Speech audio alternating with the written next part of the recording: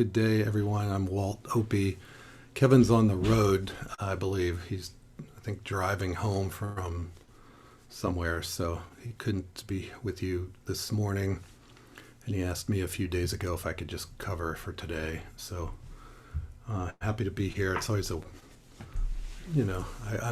feel like people are disappointed that I'm not Kevin or whatever, but I'll do my best, and we're all practicing our recovery together today, and this is good for me anyway. I appreciate you being here with me.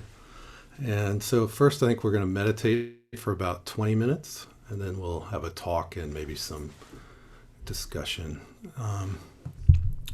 So go ahead, and I'm going to move my bell. Hold on. Go ahead and find a comfortable meditation posture, whatever works for you. It's usually good to be fairly straight and upright so that we cultivate a sense of alertness, presence. But you also want to be comfortable and relax into the practice. So it should be a way of letting go of tension, not creating more tension. And it's often good to just take a conscious breath here at the beginning,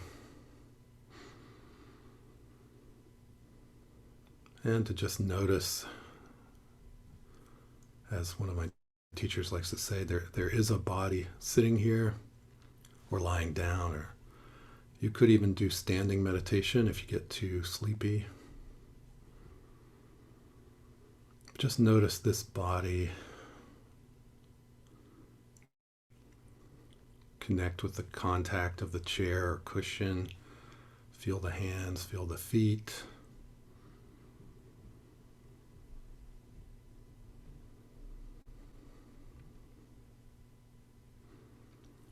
I guess the invitation is to drop down into the felt sense of this body.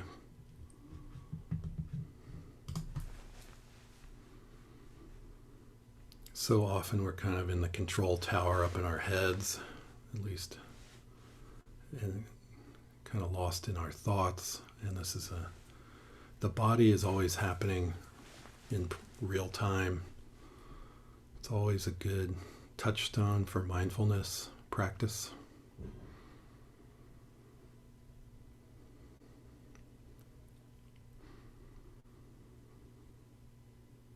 So just sensing into this body, notice what's here, not needing it to be different than it is, meeting ourselves where we are today.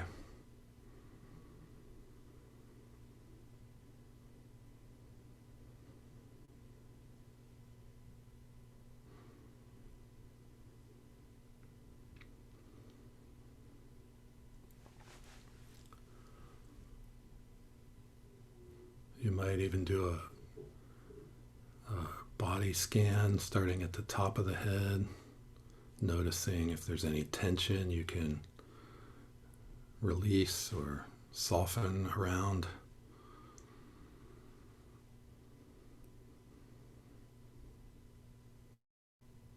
Softening around the eyes, relaxing the muscles in the face.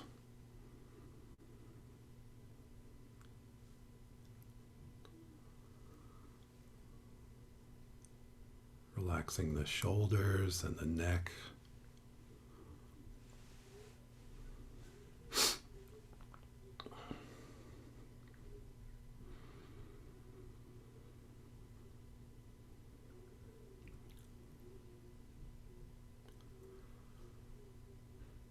Softening the belly, not holding tension there.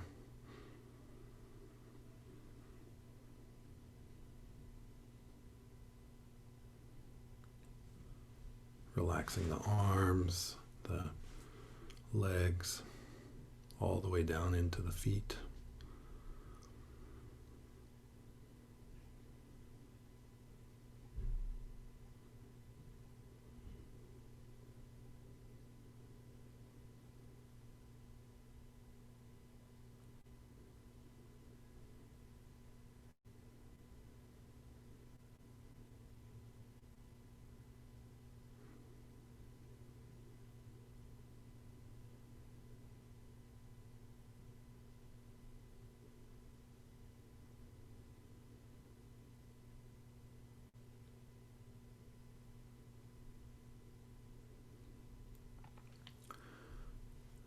And if it's helpful, you might use the breath as an anchor for your meditation.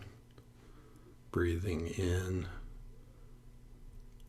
We know we're breathing in, and breathing out. We know we're breathing out. And it can be just that simple, just knowing the in-breath when it's happening and the out-breath when it's happening.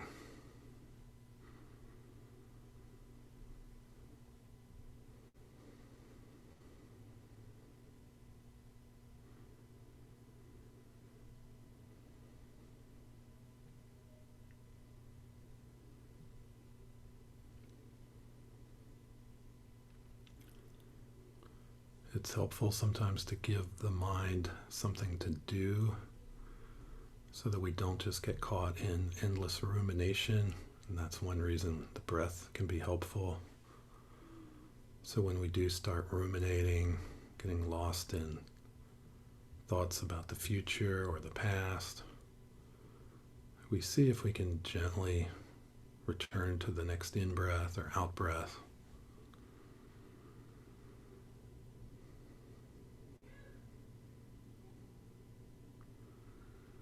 Try to notice the difference of what it feels like to be more present with the breath, and also staying connected to the sense of the body sitting here.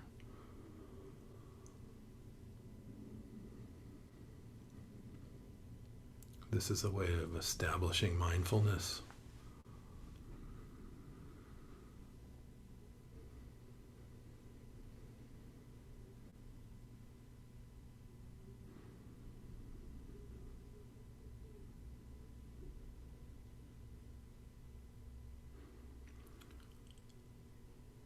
One of my teachers talks about how we have to establish mindfulness.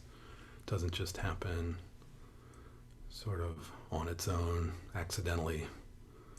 It's a very conscious, deliberate choice we are making to be more present, be mindful, be aware.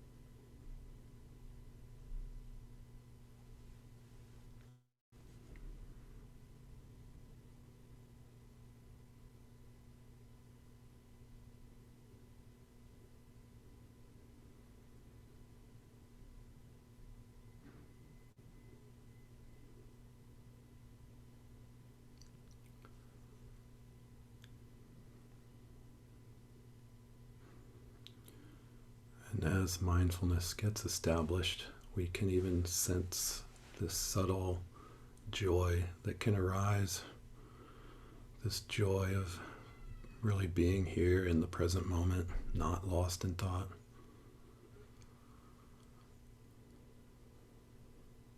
That can be one of the fruits of practice. And with sounds, we're aware of sounds coming and going, and we let those kind of be in the background for now.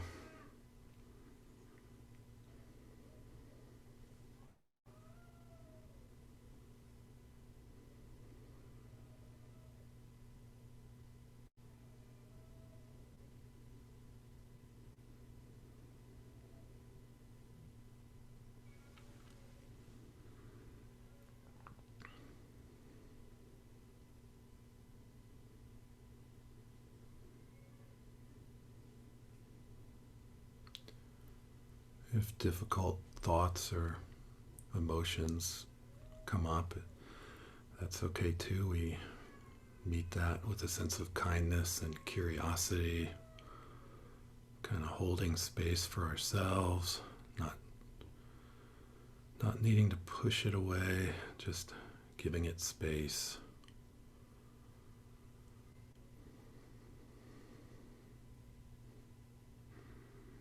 Bringing our mindfulness to what's arising.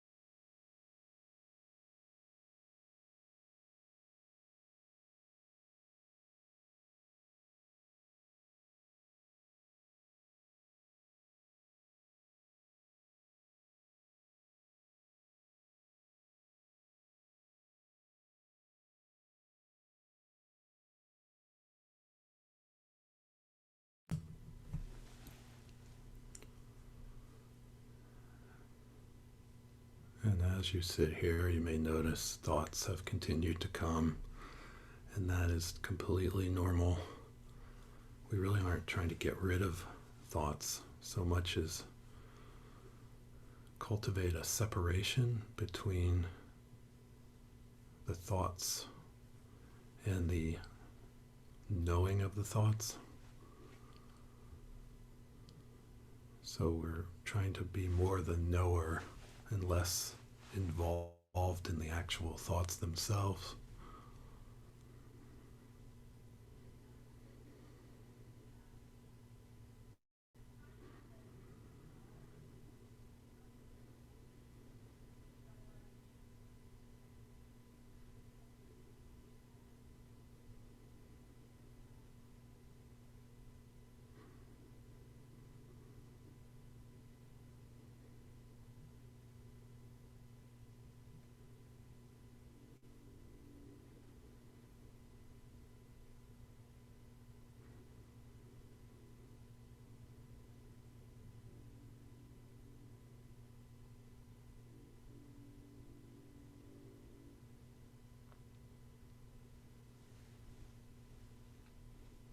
If you start to get sleepy, you can always open your eyes and just gaze a few feet in front of you.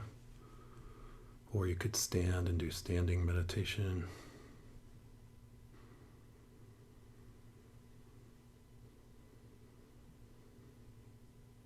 You just want to make sure your knees are slightly bent if you do standing meditation.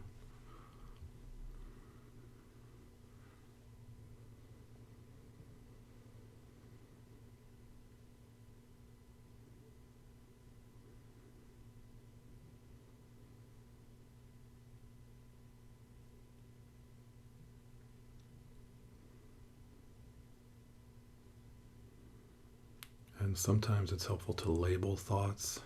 If we are doing a lot of planning for later today, we can just call it planning.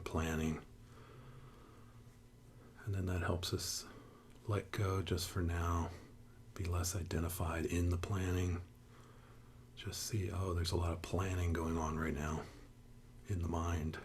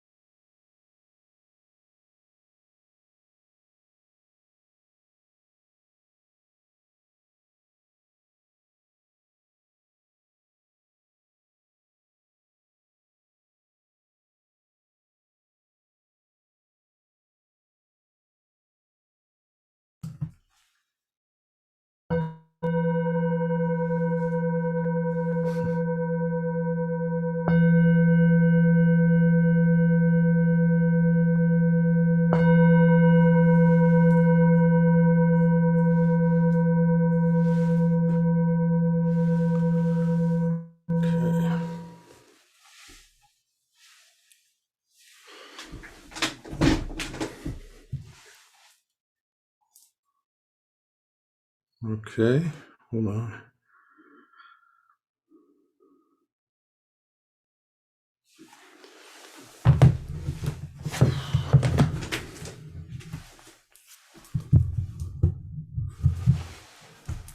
So, welcome back. And not that we went anywhere, but and let's see, I just need a sip of tea here.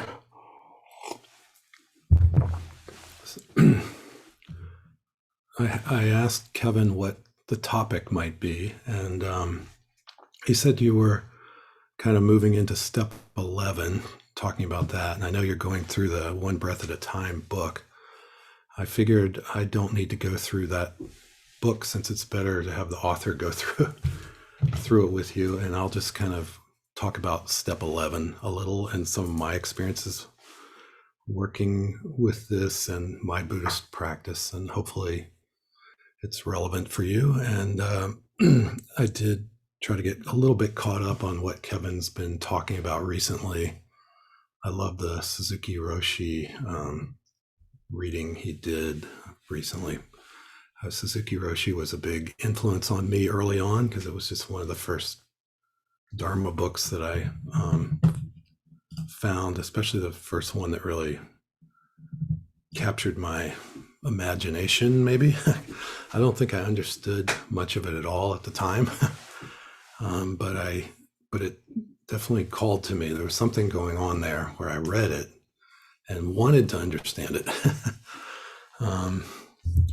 And I tend to, so I assume we kind of all know what step 11 is, sought through prayer and meditation to improve our conscious contact with God as we understood him, her, it. Still don't understand why they have those personal pronouns in there for God, but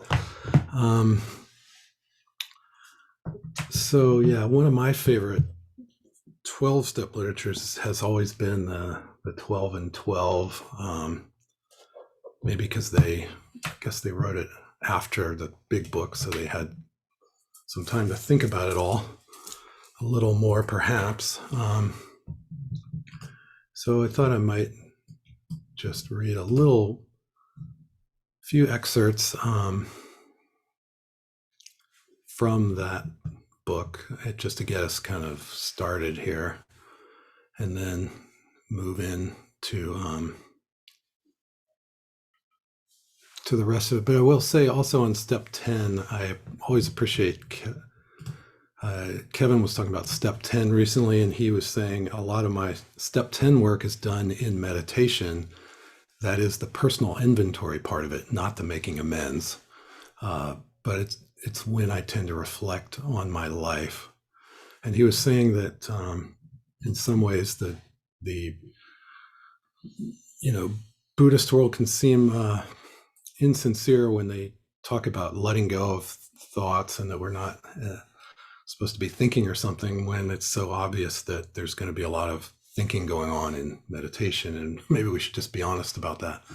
That's my rough paraphrase of what Kevin was saying, and certainly I've done it all. But it was helpful for me to hear what this one teacher, Bhikkhu Analayo, he's a German Buddhist monk and scholar, he just talks about how mindfulness has to be established. And so, and then thoughts can be an object of mindfulness, but we do have to figure out, we have to consciously establish mindfulness if we're really meditating. So just to make that differentiation, I think is important, that if we don't want to just be lost in rumination, and that, I'm not sure, but there's going to be some of that, so we have some room for that in our meditation too.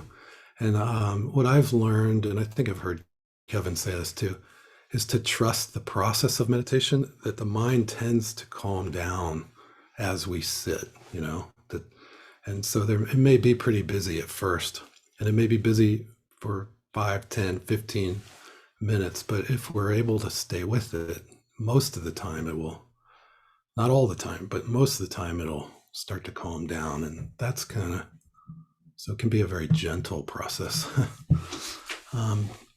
but certainly also to Kevin's point, I've been many times meditating, and then suddenly some amends I need to make just pops into my head out of wherever. And I'll realize, oh boy, that was not skillful. I should really tell my wife that I'm sorry if I said that or whatever. And so I would totally agree with that. That happens a lot for me. And also, I will, I'll just, it's kind of like we are on the surface of the ocean living our lives and we're getting tossed around by the waves. You probably heard this analogy. And then as we meditate, we're sinking down below the surface, and so we're not being thrown around by the waves so much. And as we get into the calmer waters, so to speak, of our mind, then we get a different perspective on what's going on up top there. um, one of the first times I ever meditated was in high school, and I started drinking and using when I was 11, 12 years old. And so a lot of my using happened in my teen years because I actually got sober in my early 20s.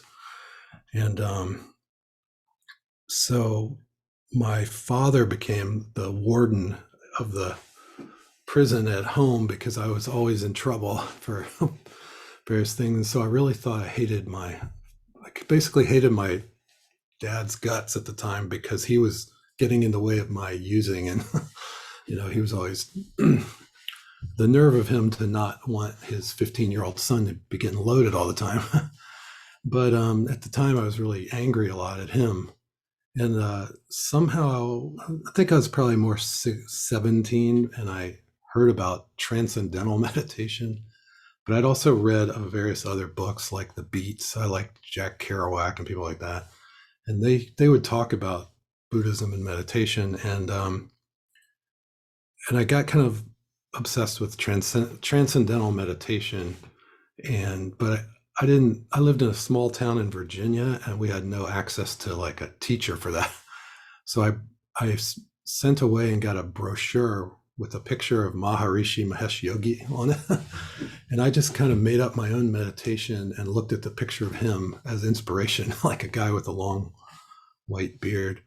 But so one day, I think I was always being grounded by my parents. So I was in my room alone for hours a lot of the time. So I had nothing better to do than like try to figure out meditation. So this one day I had made up my own mantra based on the word freedom. And I was just sat down on the floor in my bedroom and I tried meditating and used this mantra. And something did click where all the anger that I was and sort of agitation that I felt for my father, somehow I did drop below the surface of that. And I actually had this very clear feeling of like, oh, I'm mad at my father, but I still love him. Like he's still my father. And it was actually a really, really useful, really powerful thing at the time because I really thought I hated his guts and it was sort of making life miserable. And it was helpful to just it's not, I'm just angry. And so, and I always tell this story, but it was really a noticeable difference. And so then I thought, well, I need to check this out. So I went downstairs and he was watching football, which is what he did a lot. And I just sat down next to him just to see how I felt sitting next to him. And at that moment, I still felt pretty good, like I wasn't feeling angry anymore. And I would like, it would be nice if I had just kept on with the meditation, but because I was young or whatever, I didn't really stay with it. But that experience always stayed with me. And so years later, when I got into recovery and then started hearing more and more about meditation, it was something I was already pretty open to, shall we say. So I don't know, that story got to be longer than I meant for it, but that gives you some idea.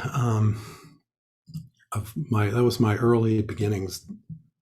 I also had a tennis coach in high school who was kind of an ex-hippie or still practicing hippie, who wanted us to read books like The Inner Game of Tennis, which was about Zen and tennis or something.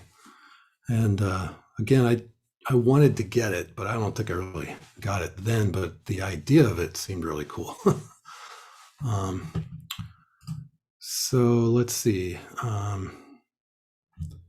In step 11 in the 12 and 12, they say we recoiled from meditation and prayer as obstinately as the scientist who refused to perform a certain experiment lest it prove his pet theory wrong. Of course, we finally did experiment, and when unexpected results followed, we felt different. In fact, we knew different, and so we were sold on meditation and prayer. Those of us, and this skipping ahead, those of us who have come to make regular use of prayer would no more do without it than we would refuse air, food, or sunshine. And for the same reason, when we refuse air, light, or food, the body suffers. And when we turn away from meditation and prayer, we likewise deprive our minds, our emotions, and our intuitions of vitally needed support. And I'll have to say that that's really, especially the meditation, instead of prayer, I would just substitute meditation. I did pray in early sobriety because my sponsors would tell me, get on your knees and pray to your higher power, whatever that is, to help me stay sober just for today. And I really did want to stay clean and sober, so I just did it. But at a certain point, I wasn't clear what I was praying to, because I really wasn't feeling that connected to this idea of higher power. But fortunately, I discovered Buddhism and meditation. And so for me, meditation has just kind of taken on this whole role. And I really would, I do almost equate it with, air, light, and food. I really try to meditate every morning, if at all possible, because my day just goes better. And I've done, I've really embraced this thing. Like my sponsor, I still have a sort of straight AA sponsor and who I meet with regularly. And I've known him for maybe 15 years now. And he's always saying, well, you've got step 11 down. But I don't even think that's true. I mean, because I still need as much meditation as I can squeeze in, just because it really helps me stay sort of in equanimity and not get caught up in reactivity and things like that. And I just seem to be naturally really good at reactivity if I'm not careful. So it's just interesting because maybe some people don't need to do as much as I've needed to do, but for my own well-being, I've had to study with so many different teachers. I've done tons of yoga, qigong, meditation. It's just workshops, sort of therapy. It's, but that's just what I've needed, and there's that whole willingness thing, willing to do whatever it takes. And this was brought home to me recently in a really poignant way, because one of my best friends in recovery, who I met almost 30 years ago at an AA picnic in Berkeley, he relapsed, and we were sober together for 20 years. And then some stuff happened in his life, and he didn't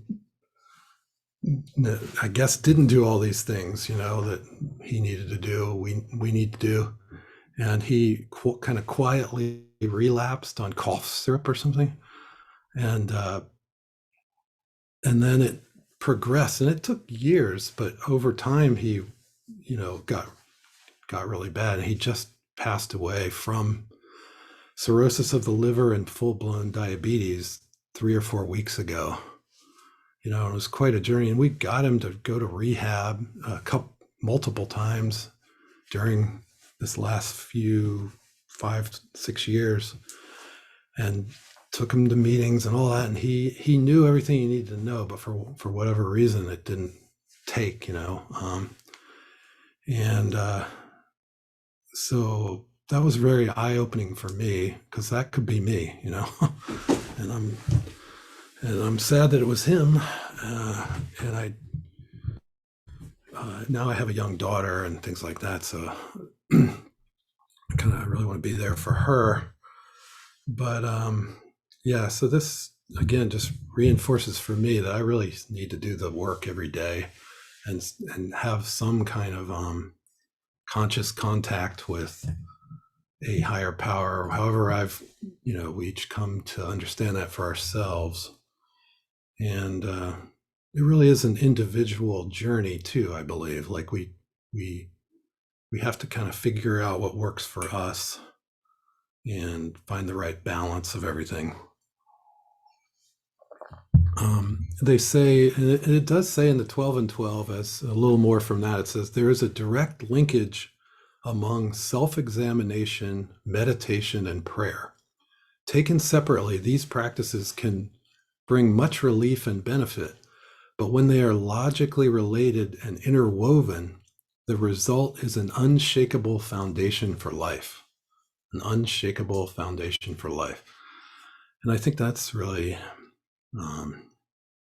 that's strong, and hopefully that's true, unshakable. But it makes sense, that we do have to have this constant self-examination. And the Buddha was pointing to this a lot. If you look at the Buddhist suttas, the Buddha before his enlightenment had to get into a lot of self-examination, which led him in the right direction over time. And one thing he started doing is looking at the wholesome versus the unwholesome in his own mind, and I think we each have to do that too. And certainly for me, it's this constant, and that's where that humility comes in the earlier step. We have to have that humility to really look at this with clarity and honesty, and be willing to sort of move more towards the wholesome and away from the unwholesome. And certainly that's been a long road, long process for me. You could call it a purification process. That in different ways, I'm always kind of seeing that and working to let go of unwholesome, unskillful things and move more and more towards the wholesome and the skillful. I mean, one of the, almost like a metaphor for that would be food for me, because for many years I would just kind of eat whatever I wanted. And then over time, there's been things that I've learned I can't really eat. It's really causing me suffering in a way. Like sugar has just become something I can't just indulge in. That I can still have a little bits of sugar, but it really seems to affect me more than ever in a negative way. And so I've had to really look at that. And it's sort of similar with the wholesome versus the unwholesome. And just this self-examination, what's working and what do we need to, what's not working that we need to let go of. Anger was a big issue for me for many years, and not that it's like perfect now, but it's certainly, I started to see how much suffering my anger could cause unchecked, and really had to work with that. And meditation has helped me so much with that particular, and that's all about reactivity,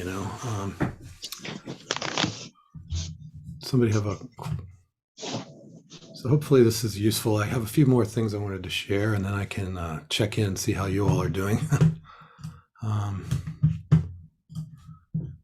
Yeah, I just want to get to a couple other things real quick. Even in the 12 and 12, it says, "We will want the good that is in us all." And I don't like these words, but it says, "even in the worst of us, to flower and to grow." I think, um, and then it says, "Most certainly we shall need bracing air and an abundance of food, but first of all, we shall want sunlight. Nothing much can grow in the dark. Meditation is our step out into the sun." Um, and then it says, "How then shall we meditate?" And they introduce the Lord, what is it? The St. Francis prayer, "Lord, make me a channel of thy peace, that where there's hatred, I may bring love." And if you're looking at the Christian tradition, then I feel like a pretty good choice, but it's certainly not the only choice. There's the Metta Sutta that Kevin, I know in his book, Living Kindness, he spent quite a lot of time talking about the Metta Sutta. And that's a beautiful, if you're interested in reading about that, I would recommend what he wrote about that sutta in that book. It's the the Buddha's words on loving kindness. "This is what should be done by one who is skilled in goodness and who knows the path of peace. Let them be able and upright, straightforward and gentle in speech, humble and not conceited, contented and easily satisfied, unburdened with duties and frugal in their ways, peaceful and calm and wise and skillful, not proud or demanding in nature. Let them not do the slightest thing that the wise would later reprove. Wishing in gladness and in safety, may all beings be at ease." And then it keeps going, but you can see that's a beautiful option as well. I spent at one point, I tried to memorize that. I'm just not great at memorizing stuff. So, but I was pretty good at that. I can remember that and Bob Dylan's "Tangled Up in Blue" for some reason, which is actually pretty complicated. That's what I sing to my daughter at night when she's going to bed. I don't know how that started. I had to change a few lyrics in there if you happen to know the song. But anyway, so that's a beautiful prayer. If you're needing something to focus on, I would recommend looking at that one. And of course, what we did earlier is a form of meditation. And then it also says in the 12 and 12, last little section I wanted to mention was meditation is something which can always be further developed. Very true. It has no boundaries either of width or height. Aided by such instruction and example as we can find, it's essentially an individual adventure, something which each one of us works out in his or her own way. And let's remember that meditation is in reality intensely practical. One of its first fruits is emotional balance. With it, we can broaden and deepen the channel between ourselves and God as we understand God.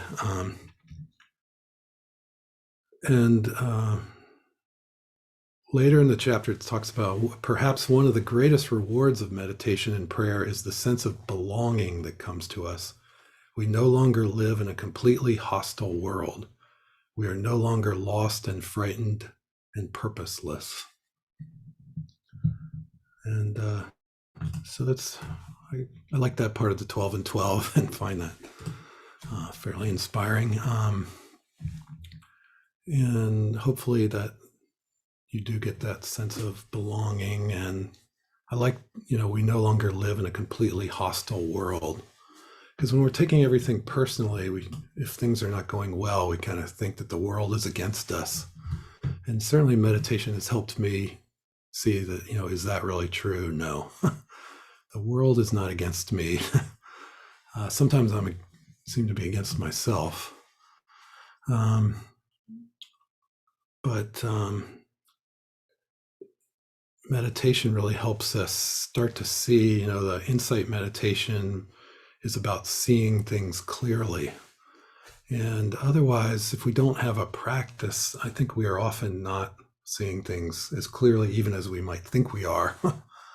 And because it certainly has taken me a lot of practice to understand the clear difference between seeing things clouded by my own longing or my own fear, or anger, as opposed, or just delusion, confusion, as opposed to just seeing things as they really are. But that's really kind of the goal, if there's a goal of mindfulness practice, is this clarity of seeing.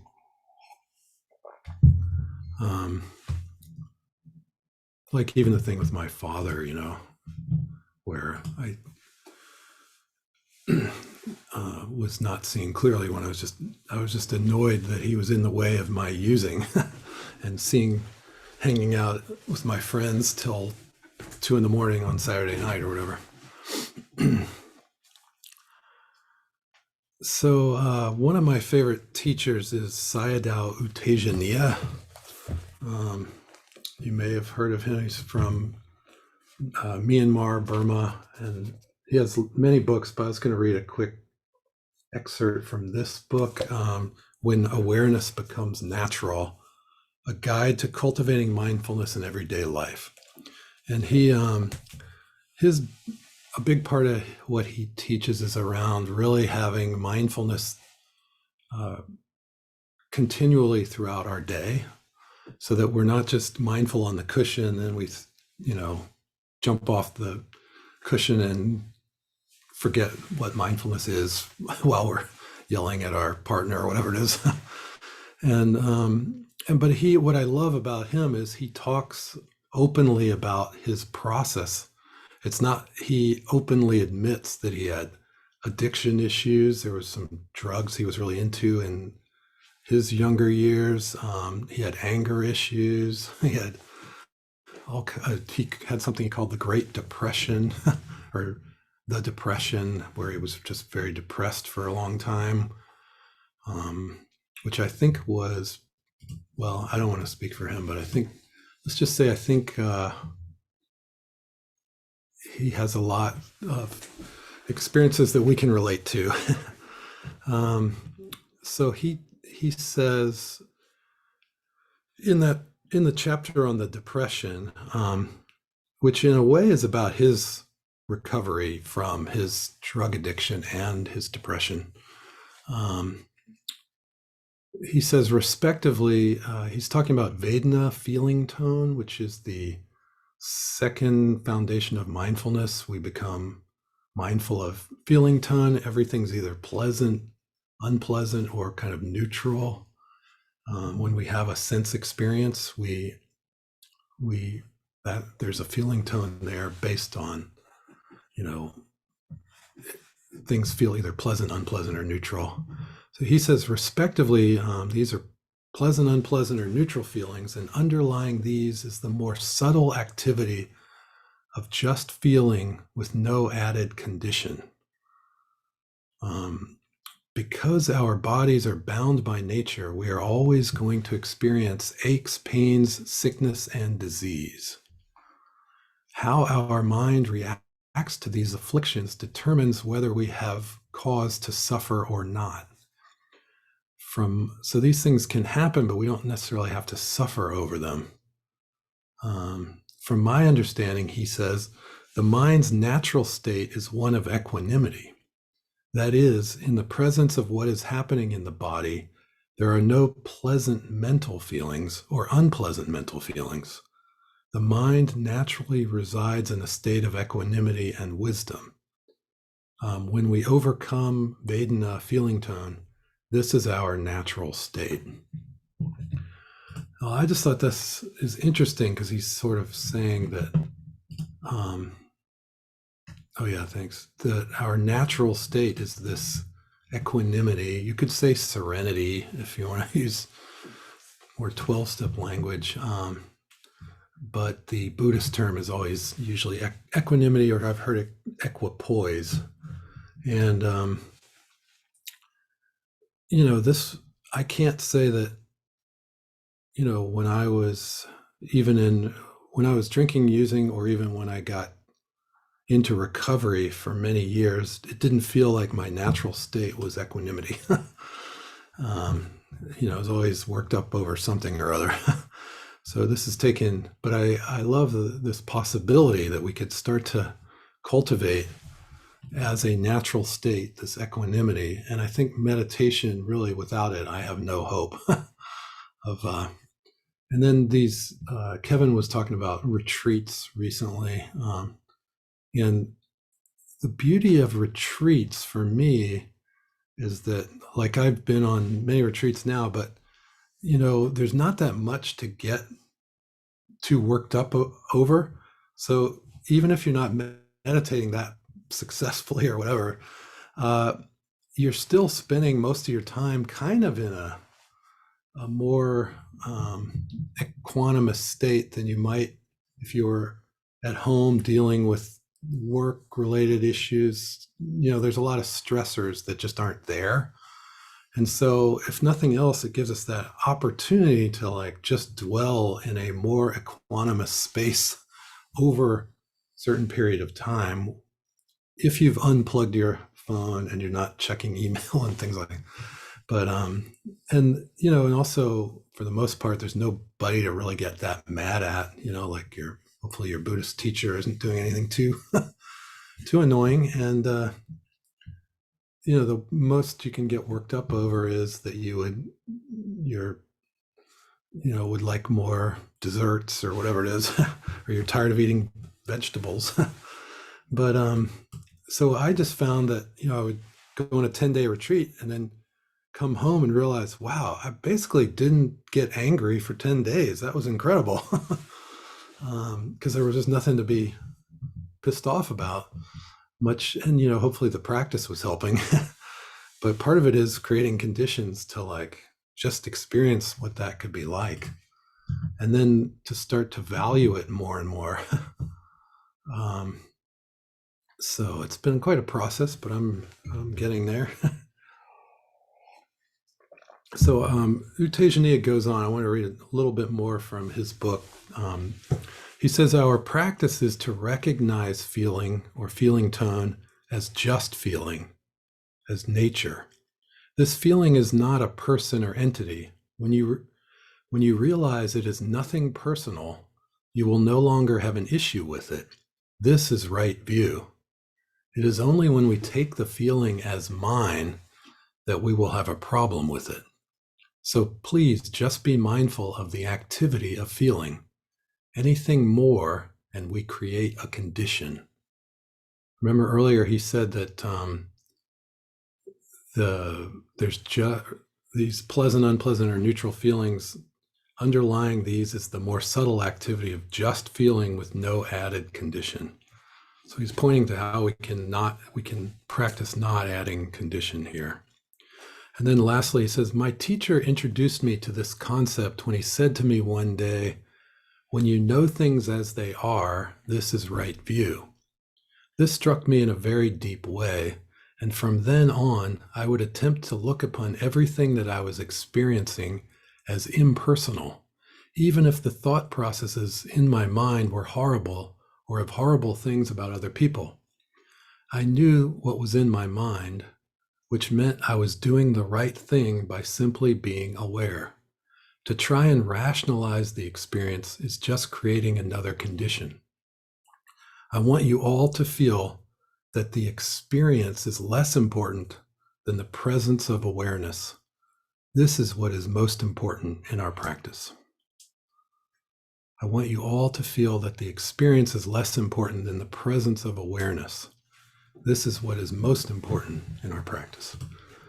So this is, in a way, we're just learning how to parse out the experience and the awareness of it, and to be more concerned about staying aware and less concerned about taking everything so personally. And for me, that's just been extremely helpful in my daily life when I can practice this way. And it's really helpful to practice this way on the cushion first, because and then gradually we take it out into our life experiences. But it's helped me have a lot more harmony in my relationships. And yeah, I just have found, I just really like that passage and wanted to share it with you. But let me open up while we have a couple minutes. Are there any questions about